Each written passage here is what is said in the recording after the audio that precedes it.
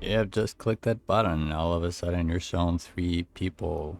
Those three people are gonna be your main people for a really long time. If you're like me, probably don't want to have a lot of people. You're probably gonna go all out automation and take your sweet time to build everything and enjoy the ride. So maybe they're more important than if you're having a colony of like 30 to 40 people.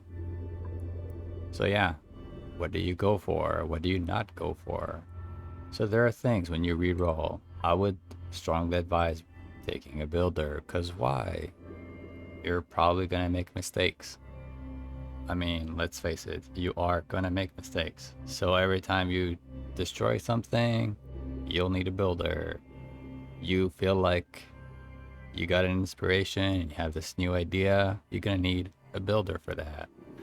And then you're gonna fail at something, you need a builder again. Anytime you're touching something in the construction menu, you're gonna need that builder. So the better your builder, the faster your builder, the happier your life will be. It is by far the most important one. Arguably the second most important one, I would say late game would probably the operator. But you're not there yet. You're most likely a beginner and you're wondering what is the second one you should pick. Well, let's face it, researcher. Your first researcher will have very high skills when it's time to go to space because of how much researching they'll have done. So researcher is the second one you would want to pick if you want to just play it safe. A third one, due to the amount of work you have to do, I would most likely pick a digger. Everything else is up to your personal opinion, but digger is probably gonna give you more if you don't know exactly what you want to do. Sometimes you want a specific gameplay, then I would probably see you picking something else. But there's a lot of digging to do, and they will love to do it for you. Again, the other thing is an interest. You have to pay attention to that. The more interests they have that are like oriented towards what they should be doing in the long run, the better you're prepared with those three people. So, for say, let's look at the builder. The builder is often going to be in a place that will be far away, building your new, almost smart project. And while doing so, they might also be digging. So instead of having to wait on another person to come and dig something out, they can also do it. So your builder can also be your digger. But at the same time, there's another skill that is incredibly useful to put on one of those builders is supplying, because they can carry more materials to build things in quick succession.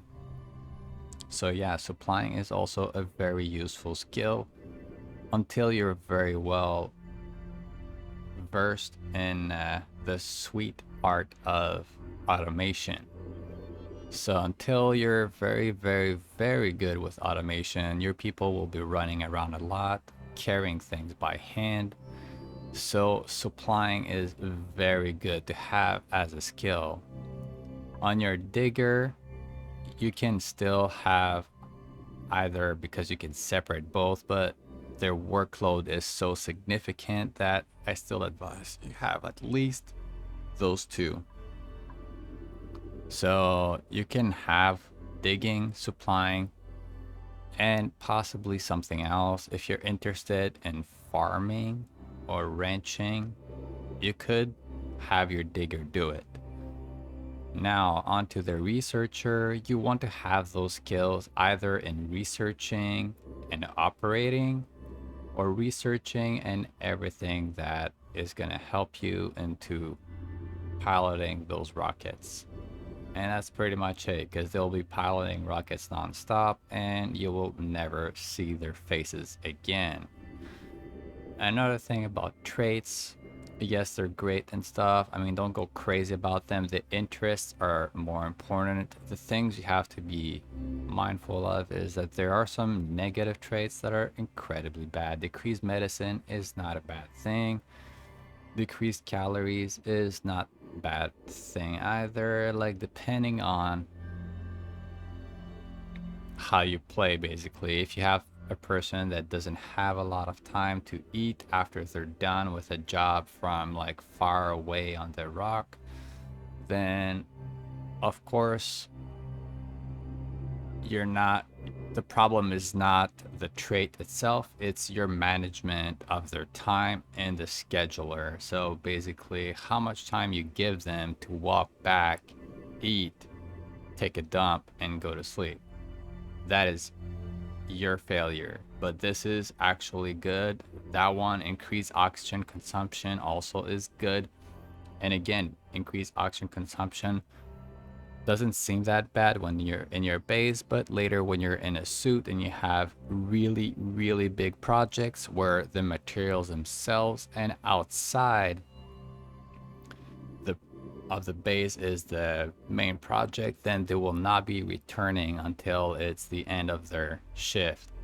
So decreased oxygen will be some significant thing that you will notice.